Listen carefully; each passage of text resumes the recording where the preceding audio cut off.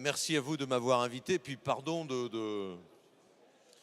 d'arriver au moment où chacun a plutôt envie de prendre son train, son avion, ou de boire un verre de Bordeaux.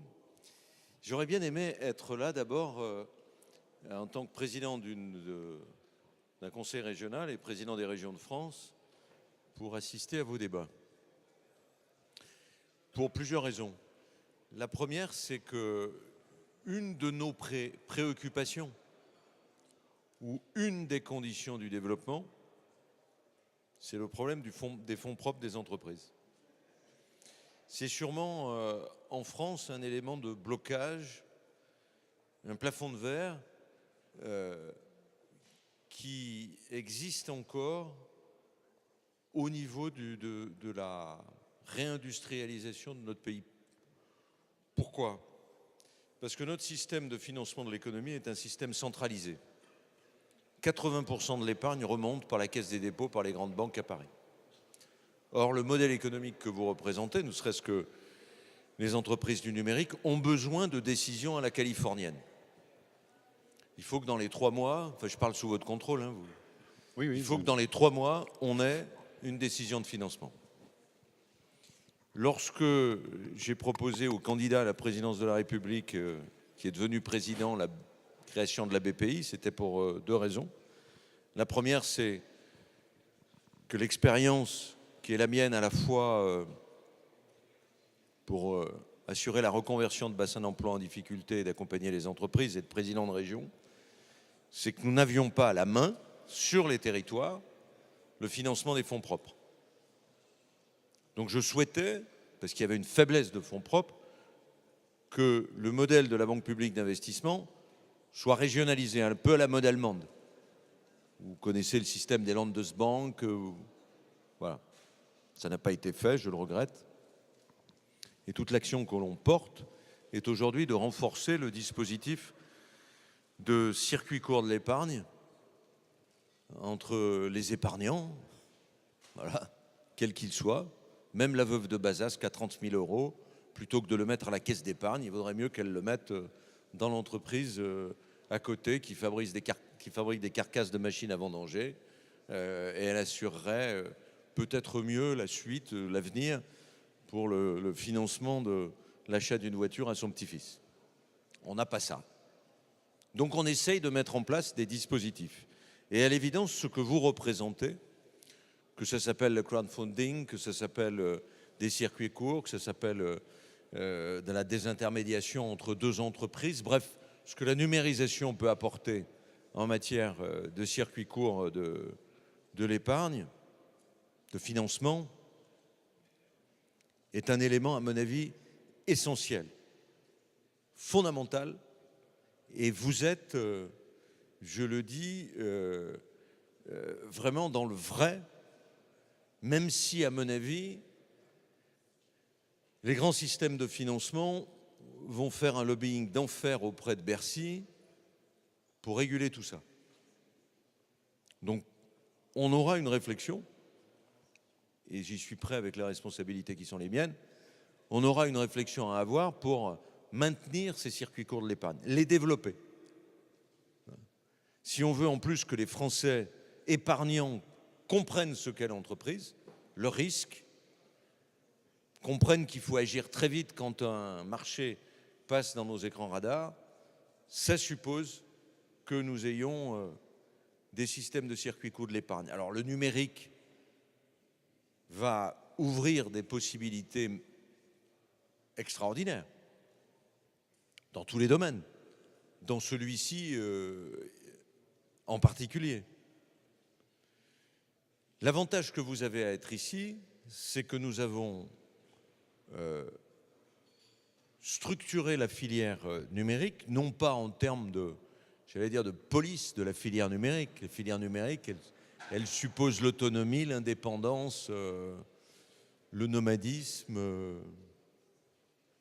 Mais la filière numérique en Aquitaine, que ce soit à Dax, que que ce soit à Mont-de-Marsan, que ce soit à Bègles ou que ce soit ici à Darwin, dispose d'un gigantesque gisement de créativité qui vient d'assez loin. Nous avions, il y a une quinzaine d'années ou une vingtaine d'années en Aquitaine, la plus belle entreprise de jeux vidéo, de numérisation. Et tout ça a fait des petits avec le plus bel appareil, peut-être après Paris, autour de l'INRIA, autour de l'informatique appliquée à l'économie, autour des mathématiques. Nous avons plus de 1200 chercheurs-ingénieurs qui travaillent dans un domaine qui vous intéresse.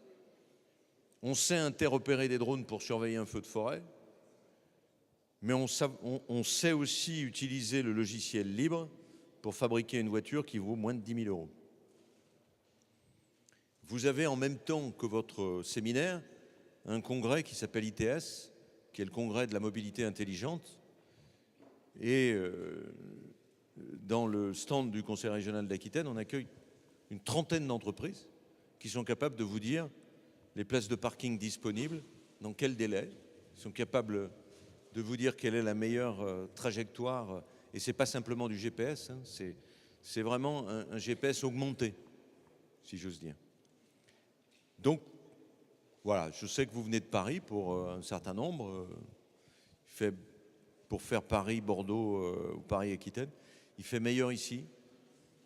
Et les week-ends sont quand même plus sympas que d'aller courir, même s'il y a des coins de footing vers Saint-Cloud qui me rappellent de bons souvenirs. Le deuxième point sur lequel nous avons une spécificité qui est fondamentale dans votre domaine, c'est la sécurisation des données. On constate individuellement, les banques constatent, tous les intermédiaires de FinTech constatent aujourd'hui un système de piratage extrêmement bien organisé. Or, il en est du domaine de la finance. Comment je dialogue avec ma banque?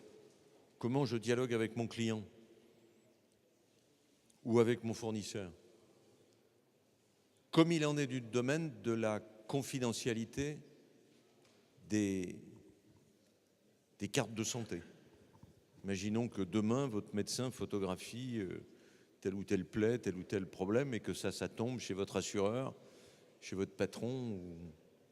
Donc on a un problème, enfin nous avons un problème énorme, je ne parle pas de la NSA et du reste, de confidentialité de ces données. Et il se trouve que nous avons un réseau d'entreprises et de laboratoires qui travaillent sur la sécurisation de la donnée. Et le hasard fait, la coïncidence est plutôt intéressante que je sorte cette entreprise. C'est une entreprise qui est installée à Pessac, qui s'appelle Serma Technologies, qui nous a d'ailleurs beaucoup aidé à Bordeaux quand je présidais la communauté urbaine pour sécuriser la circulation du tram avec la prise de courant par le sol. Et donc on a à la fois ce confort scientifique, technologique, industriel, et en même temps cet aspect de sécurisation des données. Et puis je terminerai sur une anecdote, parce que ça peut peut-être vous faire sourire. On a dans les vallées pyrénéennes, Pays Basque, une vallée assez extraordinaire. Tout le monde parle aujourd'hui de la déprise, du déménagement du territoire, de la difficulté. Il y a une vallée, des Aldudes, pour ne pas la nommer, qui est vraiment un espèce de vallée qui rentre dans l'Espagne. Et cette vallée, les bergers de cette vallée, les éleveurs de brebis, ont créé une fromagerie ultra moderne, avec des fromages. On n'a pas trop de fromage, nous, ici, mais on est en train de... C'est le seul manque, en fait, pour l'Aquitaine. On a tout le reste, mais il nous manque un peu de fromage. Et ils ont créé cette fromagerie. Sauf qu'à un moment donné, on les a aidés, les banques les ont aidés, mais les nouveaux produits nécessitent du temps pour être mis sur le marché. Et ils avaient un problème de bouclage du plan de financement. Eh bien, ils ont fait appel à la communauté basque et ils ont levé l'argent nécessaire pour sauver un fromage que je vous incite à manger, qui est non pas la bûche de chèvre, mais la bûche de fromage de brebis, extraordinaire. Grâce au crowdfunding, on a créé un nouveau fromage en France, dans les vallées pyrénéennes. Merci, bonne soirée.